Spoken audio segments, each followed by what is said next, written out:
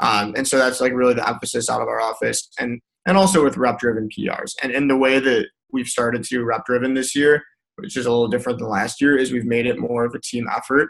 And here's how. It's like when you have two people from the same school or maybe even from the same circle, like of friends, then when you're talking about team building and the recruiting incentives, I pull them aside and I talk to them together about it. And I say, brainstorm out loud for a little bit, anybody who you think would be really good at the job. And then what happens is they together get really excited about somebody as a recruit and about working with them. And then hopefully they bring them in. And after a couple of weeks, like now we have, 4 or 5 friends from one school and then 4 or 5 friends from another school. And then every team meeting and every, time they're in the office, I'm pulling them aside as a group and having them think of more people together.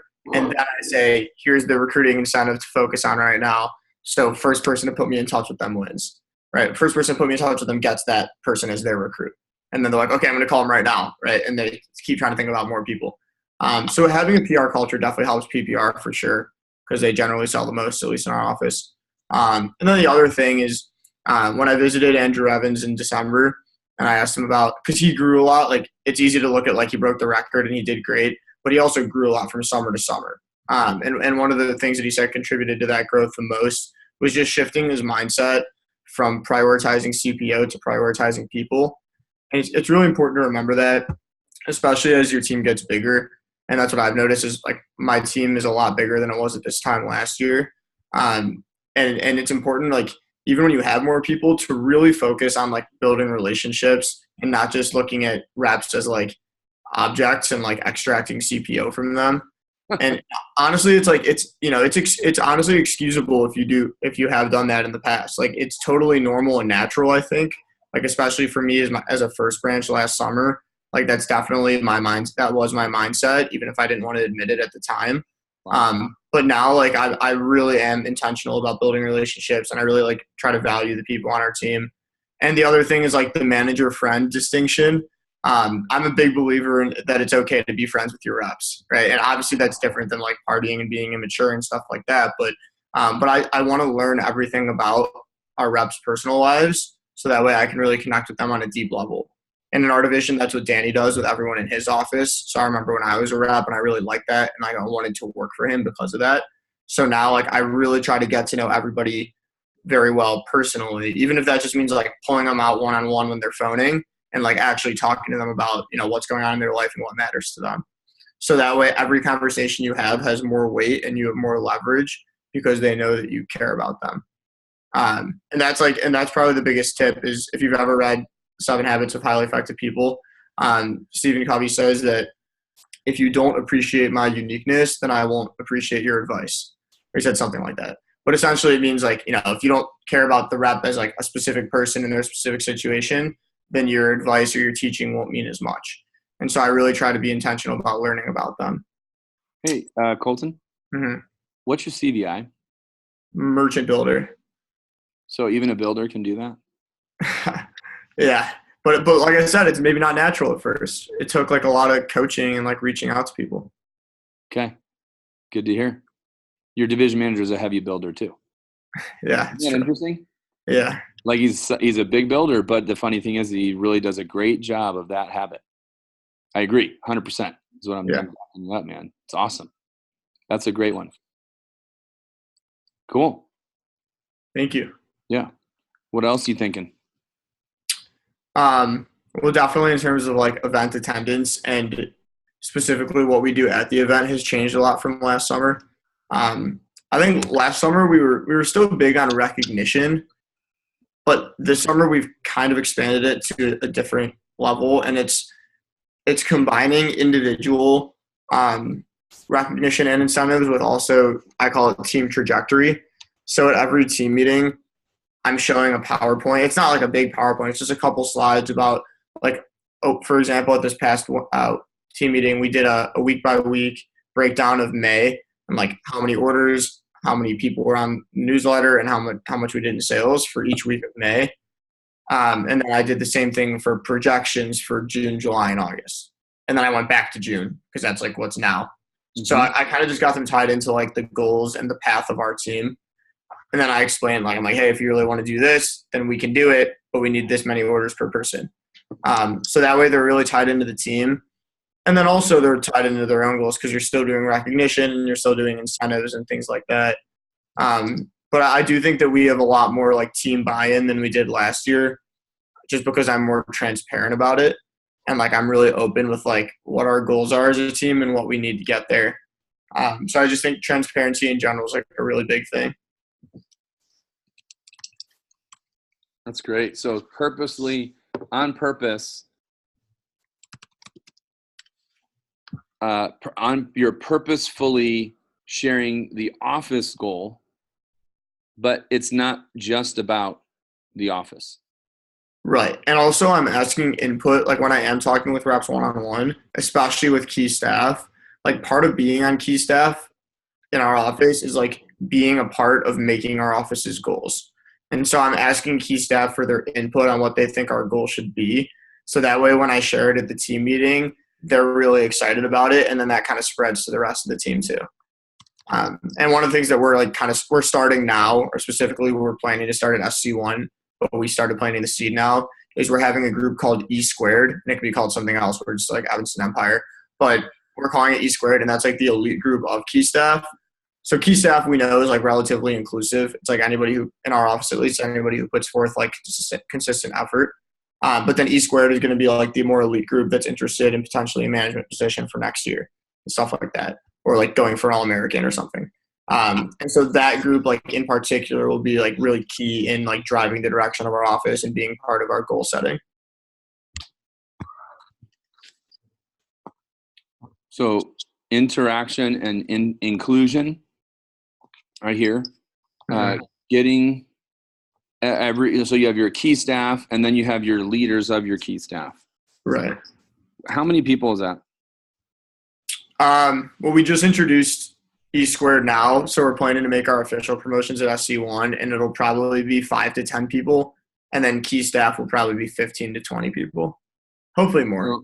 So in May, which you're kind of in that end of May phase, half of the 40 you've launched are on key staff. Right. And then you have your upper echelon of your key people. Yeah, because for us, we just do key staff as a Sunday night phone jam because we were having like our big area of opportunity from last summer was that we had like 0 attendance at Sunday phone jams. And the way that we adjusted is we made it like a cool exclusive event called Key Staff, which I really invited like every active rep to. And then, and then they're starting to realize it's actually more inclusive than they thought. So that's why I introduced E Squared, which is like exclusive again. Okay. Cool. What else? As far as, is there anything else you want to share about productivity per rep in general? And you're obviously, I mean, you said you had a certain amount of time. I don't want to take too much time from you. It's okay. But yeah, I think the other thing is our fast start is like really on fire right now. Yeah. So just the last couple comments about, so what you just shared is kind of the post fast start PPR culture. Right. I'm kind of distilling it for, where everyone kind of is. So productivity is not actually just key staff. Productivity isn't just like some cultural nuance of E Squared or, the PRs of, the right people, although that will increase your PPR, right? It's you're doing a lot of things at once but I'm not trying to complicate. I'm trying to simplify. Post fast start, pre-fast start is the right recruits, right? And if you get the right recruits, you're going to get some gains in PPR, right? Then you have your key staff and you have your key staff upper echelon or E Squared or whatever. But as far as a large amount of your productivity, what is it that, like what are some keys to training? What are some keys to fast start? You said fast start business is through the roof. You're about to say that. I interrupted you. Yeah. So what do you have to say about fast start business? So last summer we had 1 10K fast starter all year. And this summer we've had 4, and we're going to have at least 1 more this week. And the whole difference is the way that I've framed it, like starting in the interview, but more in training. And I talk about it all 3 days of training. But what's great is that the first day I don't say anything about it. I just say it's 10 days. And then I sell them on all the benefits. And I have a slide with like all the different benefits of like what's great about pushing yourself. And I don't even mention prizes. It's all about like the intangible benefits of expanding your capacity and like changing your self-image. And that's what I talk about all of day one. And then day two, I introduce the contest. And then on day three, I talk about 10K stories and the 10K club. And so that way they're understanding like how difficult it is to have a 10K fast start. Because that's important for them to know is like it's actually a really hard thing to accomplish. So that way they want it more and they know they need to put in the work. And that way also if they don't come close and they don't succeed, then they don't feel terrible about themselves. Right? But that way they're understanding what needs to go into it. And what's great is that once you have, one or two 10K fast starters, you can just use them as the poster boy. And like whenever they, hopefully they can stop by training, or at least for us, we do a Saturday morning team meeting where they come in and meet the trainees. And that's where I'm asking for their tips. And I'm kind of telling them ahead of time saying like, hey, can you mention that you came to Champs Club every day?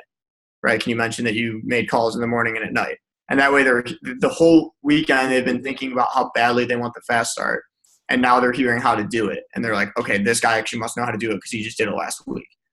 And then that's in training. And then once they start their fast start, there's a couple things. There's a 10K fast start PC, which you could do on Tuesday or like any day, I guess. There could even be a parent PC.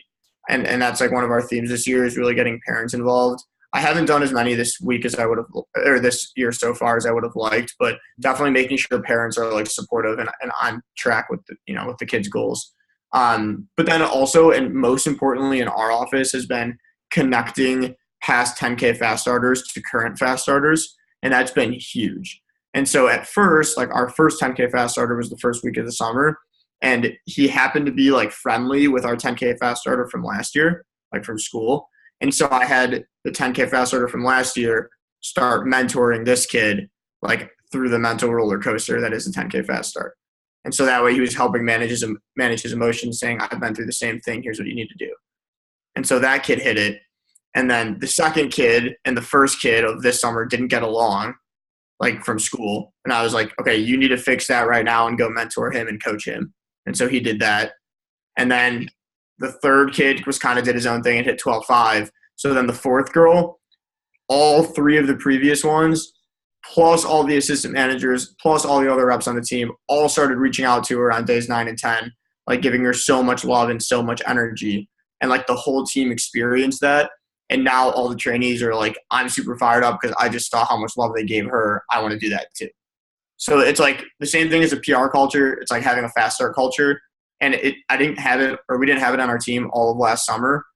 But once you get the ball rolling, you can really leverage that to make it something that's more special than just 10 days of prizes. What are the hot buttons that you use to make that happen?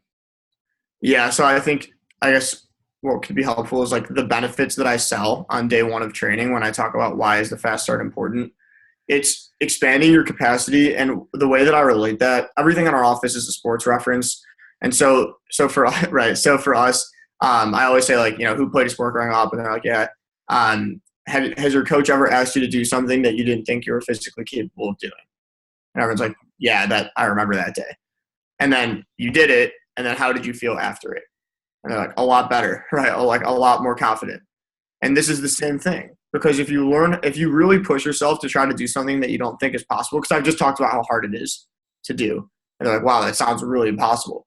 And then they realize, if I'm able to do that, I now realize I'm capable of way more than I thought I was. And that's also where I plant the seed for SC1, or now I guess it would be SC2 push, but before it was SC1 push. And I'm saying this prepares you for when you hit a push period later in the summer and you can really explode. So they're already thinking about the push periods too.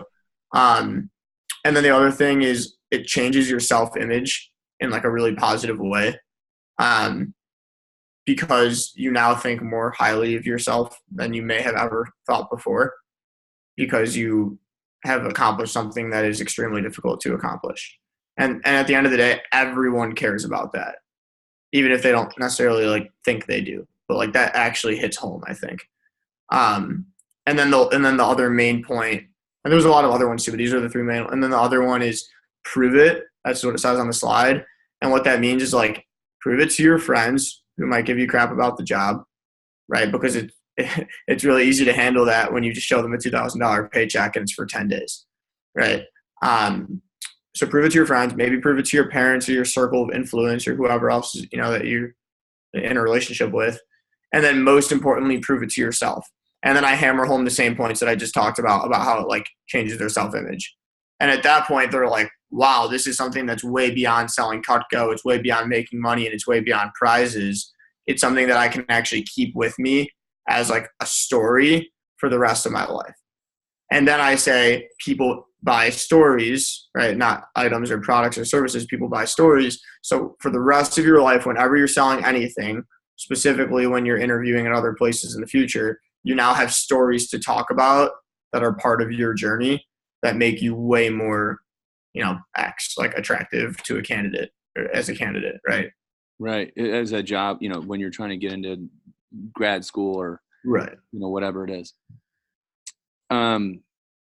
Questions, so let me just, I had a couple of thoughts. You've launched 40 people and you've had 4 fast starters over 10K. Mm-hmm. And you're going to have a 5th one. Yeah, at least. So what you're talking about is like 12%. Mm-hmm. So it's not everybody on your team. Right. But you've done 40 or 50K, or we'll call it 50 with 5 reps. Mm-hmm. Right? Or maybe 60 or something like that because they sold 10,000 or 11 or 12,000, right? Mm-hmm. Getting 15Ks or what?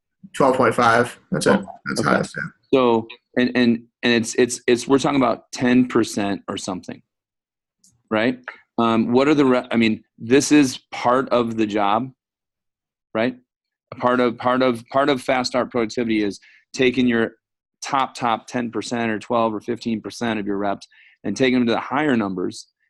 Is there any questions from anyone on that part of it, on the leaders, working with those top people? I was just going to ask if you could email Phil that slide. Sure. By any chance. Okay, that'd be great. Thank you. That was on my list to ask you too. Yeah. Because is that your day?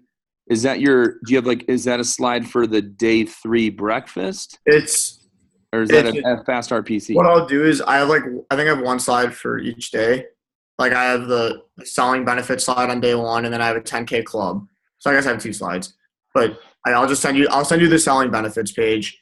You can send me your PowerPoint for training or whatever you use. Sure, yeah, and I'll tell you which slide it is. Yeah, I don't know how helpful it'll be because it doesn't go into a lot of detail, but it'll be like a frame of reference. Right. Yeah. That's fine. What you got is what you got, and that'd be great to hear. So that's fantastic. Thanks for sending me that. Any other questions about specifically how to train? And by the way, I heard a couple of tips in there where selling them on the difficulty of selling 10,000, because what happened, and he said when someone doesn't sell 10,000, they can feel bad about themselves when they didn't sell 10,000. Like I'm a friggin' idiot. I sucked, right? But if you didn't build up, because you might have had that PC and blew it up in their mind of how cool it would be, but if you didn't paint the picture of how hard it is, then when they don't do it, they're like, I feel like an idiot, right? And they beat themselves up over it. But if you didn't build up how hard it is, you're setting them up for failure. I really like that that you said there, because you build up the 40 demos, build up how they have to be eat, sleep, drink, breathing, Cutco, and the difficulty of it, and that's how you can hold them accountable, right? Colton? Yeah. But also, they can to point to exactly what they didn't do, I guess you could say, right? Right, and then they can fix it for a push period if they want to go bigger. So that way they can learn for SC1 push, like you just said, or SC2 push, that now they can sell 15K because they didn't do a lot of the things in order to sell 10K. Mm-hmm. Any other questions? I know we had a couple of people jump on a few minutes late with some fat interviews we have going on right now. I have a question. Any questions from anybody Bill. else? Yeah. I have a question. Or who's that? Lauren. Lauren, yep. My question was just, so if you have someone who wants to go for like 10K or even go for like 6, like a bigger number, if they don't have the first weekend that they want, how do you pull them out of that and get them motivated for the rest of the fast start? Yeah, it's a really good question. I think for us, we do our fast start PC on Tuesday, so I think that's like a good time to do it. But also, I just kind of explained that like that's how the typical 10K fast start goes. All right, I don't know if it's statistically true, but it's kind of just how I look at the fast start. Is like most 10K fast starters don't necessarily have a huge first weekend, and they don't even necessarily have a huge, Tuesday through Friday. But what they really have a big one is Saturday, Sunday, Monday, days 8, 9, and 10. And those are like the days that I really emphasize. And then also you can, if you've ever heard, you can talk about how there's usually like 3 high CPO days, 3 medium CPO days, and 3 low CPO days, and then a wild card. And you can kind of explain that like, look, you had a low, you had a medium, and you might have had a wild card, right? But now you still have your big ones ahead of you. So that's like a good way to manage their emotions. And then also that's where it's important to connect, past fast starters to them who maybe were in a similar situation after the first weekend. And if you don't have one in your office, you can get one from another office, like everyone generally wants to help. And they can explain that like they were at the same spot mentally after their first weekend, and here's how they picked it up. It's great. There are also the 10K profiles. I know that the region's trying to put out those pie charts that are on the Facebook page, and there's more of those you can reach out to and grab, and even showing them evidence, of what the first 3 days, second 3 days, and the other 3 days, whatever, look like on a pie chart. And then it has those comments of what they did. Almost all of them say they did 10,000, or they were at Champs Club every day, at the office, 7 a.m., that type of thing. So that's another, quick nugget too. Any question? Yep, go for it. So this may have already been said. I was on This is Emily late. speaking. So I'll be rewatching part of this. But question for you, as far as the second weekend, so on those last 3 days, are they also having a lot of big sales, or is it literally that they're busting their butt doing like 20 appointments in 3 days? I think the biggest thing, like from an intention standpoint, is having them schedule a bunch of appointments. And I don't want to like promise them that it'll be big sales, but it has been that way.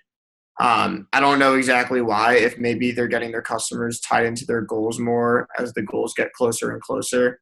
Or maybe it's just the fact that they're better at the job on days 8, 9, and 10. Or maybe what I've noticed so far this summer is that our weekend evening orders have been giant. Like all of our biggest orders have been weekend evenings. But I agree. But like from an intention standpoint, you just kind of I just have been explaining that if you schedule 20 appointments in the next 3 days, some of them are going to hit big. You're going to sell some sets on there. But it's kind of like half court shots in the sense that you got to shoot a bunch of them before you start hitting a few. Right. So that's where like they're in the phone jam on Thursday night, and they're at the team meeting on Saturday morning, and they're building up their names list, and they're getting alley-oops too. And that's the Monday to Monday business. In other words, the trainees are phoning then too, but I think you were just referring to, you get your people in on Thursday night phone jams. Yeah. Oh yeah, the Monday. Yeah. For their second weekend. Right. And that's how you're getting those last few days to be fat. Yeah. Okay. Cool. So that's a lot about the leadership. Is there anything else, fast start related to the general group of fast starters, or are you pushing people to 3K? Are you pushing people to 6K? Oh yeah, I'll say one more thing. Not 10K, yeah. That reminded me. So obviously, like you said, not a super high percentage of people are going to hit 10K. So one of the things that you can do to still have, like what I notice is that I sometimes trust 10K so much that no one ever goes for anything else. And a couple ways to do that are like I mark a couple prize levels that are also really important. Like specifically, I believe it's 7,500 or 8,500 is the MasterCard. All the Cutco. 75, yeah. So it's like the whole maker set, Yep. right? Yep. So I talk about that one as being super important if they're like close to 10K but not really feasible. And then also 4,500 if they're having a really low fast start. Or not really low, obviously, right? But if they're like not on their way to 10K necessarily, 4,500 is huge because the Hardy Slicer is my favorite knife. And I just like go crazy about the Hardy Slicer to them. Right. And then also if they are having a low fast start, they can save it by hitting 2,500 and getting the Petite Santoku, because if they get the Petite Santoku and they have the Super Series already, and for our SD1 you get a cheese knife, then they have 3/4 of what makes up a signature set. Right. Right, and that way they can start selling Siggies. So you can still get them excited about goals that aren't 10K. I love it. I love what Danny used to say, and you've probably heard this. He always says sincerely, doesn't he? I sincerely hope that I will be able to make sure you never have to buy knives ever again. Right. I want you to own a set of Cutco for the rest of your life, and I want to buy it for you. Like, that's pretty much what comes out of Danny's mouth. And I'm sure you say something like that too. And, and having your, reps be excited about a prize level. That's really great.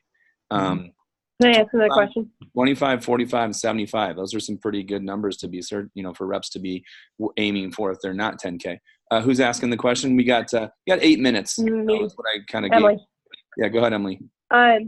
So question on day 3 of training, day 2 of training, like, do you have them select their goal? Like I'm wondering, like, on day 3, do you have them all select their goal and they fill out their fast start sheet and set the goal of whether it's 2,500, 6,500, 10,000, like, depending on how many demos they think they can do? Like, how do you have them select their goal?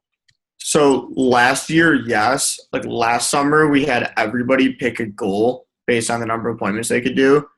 And I don't think it necessarily went well. And this summer, what we're doing is I'm asking, is there a specific goal for your fast start that you would be really excited about based on like your schedule over the next 10 days? And then if they say 10K, then I say, okay, just so you know, this is what it takes. It's actually really hard. Are you sure you want to do this? And then if they're like, yeah, then I'm like, sell me on why you can do that. And then they explain why they can. And when do you do that? Huh? When do you do that? I do that in the day 3 PC. Yeah. And then if they sell me on it. During the phone jam. During the phone jam, exactly. Great. Yeah. And then if they can sell me on it, which like they usually can because they like say they want to do it, then I'm like, okay, I believe in you. Here's why I believe in you. But if they don't say necessarily 10K, sometimes they'll say like 6K or 4,500 or whatever it is. If they don't have a specific goal, I just kind of leave it there. And then at like the advanced training maybe, or maybe like on a Tuesday PC or the Wednesday team meeting, I'm recollecting with them saying like, now that you have some demos under your belt, do you have a specific goal that you're excited about? Is it maybe the 7,500? Is it the Hardy Slicer? Or is it just the Batista and Toku? Or is it 10K? Okay. So on the day 3 PC, if they're saying they want to hit 10,000, you say, okay, sell it to me why they want to. And their phone time, they've got like 6 demos ahead of them. What is your conversation then? Yeah, exactly. I couldn't hear the end though. Oh, what is your conversation with them? Like, in my mind, I'm like, okay, well, you're not there yet. Like, there's like, I don't want them to realistically think that because they have 6 demos ahead of them and 20 phone numbers to call that they can hit it. So like, how do you have that conversation? And they're like, you still let them sell you on it, or do you try to fix that right away? Yeah. So I say like, here's where you're at right now in terms of demos booked, just so you know. So if he was at here leaving training, Matt was at here, and Dylan was at here in terms of number of demos booked. So what's your plan to get there ASAP? And then they start talking about, I can get names from this person, and I'm going to phone really hard tomorrow morning and tomorrow night and whatever. So so they can still set for it as long as they're committed to doing the extra work to get there, because they can do more phone time than just prior to it. But like, you let them know. And let me ask you on those few, what were their numbers? Oh yeah, for the people that did 10K. Yeah, how many did they have to put in a training or start training? Okay. I just remember the 4 this summer. First person had 15. Second person had like 12 or 14. But phoned every day afterwards. And then third person third person had 10, and then the fourth person had like 20. So yeah, I mean, there's a pretty wide range. It's all about like phoning and on days 2, 3, and 4, in my opinion. It's like phoning on Sunday night, phoning at advanced training, and then coming in Tuesday morning to Champs Club. Ooh. Wow. So you don't have them coming to Champs Club on Monday? Our advanced training is 7:30 to 11. So you call it 7:30 to 11. Which is Champs Club and then extra. Yeah. AT. Right, yeah. Okay. I seem to remember that being on the schedule way back a while ago, meaning it still is. But that's okay. It may not have been promoted that way. So it is advanced training is 7:30 a.m. to 11. Yeah. Wow. I got a nugget right there. Day 2, day 3, and day 4 of their career is phone. Mm-hmm. You know, and I'll even pull out. We've doing some Saturday advanced training because we launch on Friday, Colton. And Okay. so, you know, some offices are doing Sunday advanced training, by the way, or Monday morning, but like you're doing. But you know, we do some Saturday advanced training. Last Saturday, lo and behold, we got like 4 demos booked per rep during advanced training. You know what I mean? That's what we did, and we had a pretty big first weekend. You know, so that's great. You know, it's been successful. Can I ask one more quick question? Yeah, of course, Emily. Go ahead. On the when you're doing the in the morning, like Monday advanced training, they have 1 hour to call. Tuesday morning Champs Club, they have 1 hour to call. Sunday night, they might just, I'm sure that's on their own, or maybe they come in for a Sunday night phone jam. But during those hours on like Monday and Tuesday, how many are you trying to push them to set? 2 to 5? Like, what's the goal? How are you setting them up? Do they bring in a top 20 call list already? How do you prep them for those? Yeah, we usually have like a 3 to 5 goal, but they pick it ultimately. And if they don't have a demo to go to, then the expectation is stay until you book your goal. And if they ever like everyone in our office knows that like it's unacceptable to say I ran out of names or ran out of numbers. So like if they ever say they ran out of numbers, it's like instant names list PC. Like they're not moving, they're waiting right there, and I'm coming and I'm giving them thought joggers for like 20 minutes, and they're building up their names list again. So yeah, like they you're definitely literally going through a whole list of names. Like you're literally just going through a ton of people.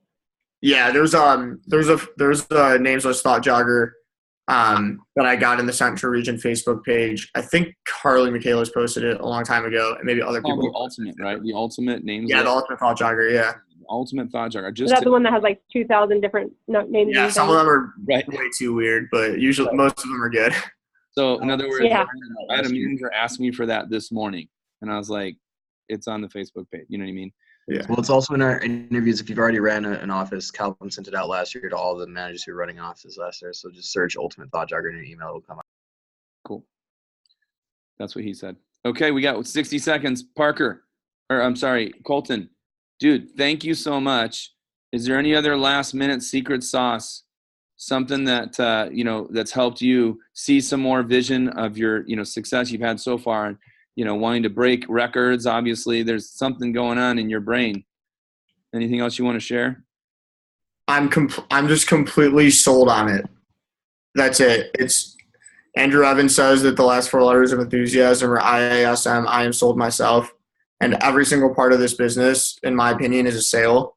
And if you can really be sold on yourself and your team and where you're at and where you're going, then everybody that you encounter for the entire summer will feel that, and it'll come through to them and it'll hit home. I love it. Dude, thank you so much. Colton, we are on your side. We want to see you crush it this summer. And thank you for sharing the goods. And you know, you are a value bringer, and so you're going to get you know, a lot of business because you bring value to everyone, and we appreciate you. So let's give him a round of applause. Thank you so much, Colton. I know you gotta get going. You got a 70K week now. So thank you so much, guys. Please reach out to me. I'd love to stay in touch with you all. Okay, thanks a lot. See ya.